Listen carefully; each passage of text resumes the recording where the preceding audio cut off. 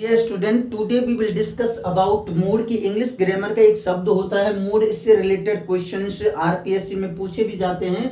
तो यहाँ ये मूड क्या है कि a verb which is used to express command in supposition, की वह वर्ब है जो कमांड और सपोजिशन को एक्सप्रेस करती हो। सपोजिशन मीन्स कल्पना।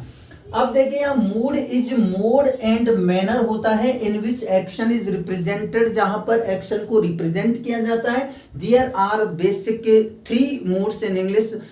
अलग अलग राइटर्स ने कई यहाँ पर 4 मूड्स बताए, कईयों ने यहाँ 5 प्रकार के बताए हैं, लेकिन यहाँ बेसिकली हम बात करेंगे 3 मूड्स की। फर्स्ट है indicative mood, second imperative mood and last one है सब्जंक्टिव मूड। अब देखिए यहाँ पर बातें करेंगे इंडिकेटिव मूड की, कि यहाँ 3 तरीके से दर्शाए गए हैं। फर्स्ट है to make a statement, to ask a question, to express supposition. इस तरीके से है। फर्स्ट जैसे टू मेक अ स्टेटमेंट, कोई भी स्टेटमेंट होता है इंग्लिश में उसको हम कहते हैं इंडिकेटिव मूड। जैसे she sings a song, we are alive. Next है टू आस्क ए क्वेश्चन, जिसमें प्रश्न पूछा जाता है उसको हम कहते हैं इंडिकेटिव का, टू आस्क ए क्वेश्चन से रिलेटेड मूड। जैसे यहाँ दिया हुआ है आर यू गोइंग समवेयर, इस तरीके से दिया हुआ है। और थर्ड है टू एक्सप्रेस सपोजिशन। सपोजिशन कहते हैं कल्पना। जैसे कि यहाँ पर ओपन कंडीशन की बात करेंगे। 3 टाइप्स की कंडीशन होती हैं। जैसे ओपन कंडीशन है, कंडीशन से रिलेटेड वीडियो में डाल चुका हूँ, वहाँ हम लिंक में जो दिया हुआ है वहाँ से आप इसको स्टडी कर सकते हो। अब यहाँ पर टू एक्सप्रेस सपोजिशन की बात है तो ओपन कंडीशन, जैसे फर्स्ट कंडीशन होती है if it rains I shall stay home, इस तरीके से है। If you work hard you will pass. First condition जो होगी वो रिलेटेड होगी इंडिकेटिव मूड के एक्सप्रेस सपोजिशन में।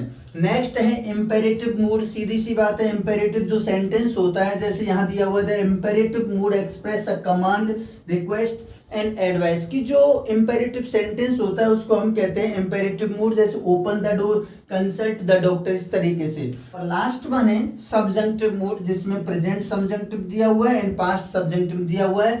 प्रेजेंट में to express wish and hope को एक्सप्रेस किया जाता है, जैसे God bless you, God save the king, इस तरीके से दिया हुआ है। और जो विश इट इज टाइम से रिलेटेड इफ आई वर से स्टार्ट जो सेंटेंस होते हैं उनको हम कहते हैं पास्ट सब्जंक्टिव, जहां सब्जंक्टिव के अंदर आते हैं ये I wish I were the principal, इस तरीके से। It is time we started our journey. वैसे नॉर्मली इट इज टाइम से स्टार्ट होने वाला जो सेंटेंस होता है ये पूछा जाता है। इट इज टाइम के बाद जब सब्जेक्ट आता है तो यहाँ पर वर्ब की सेकंड फॉर्म आएगी।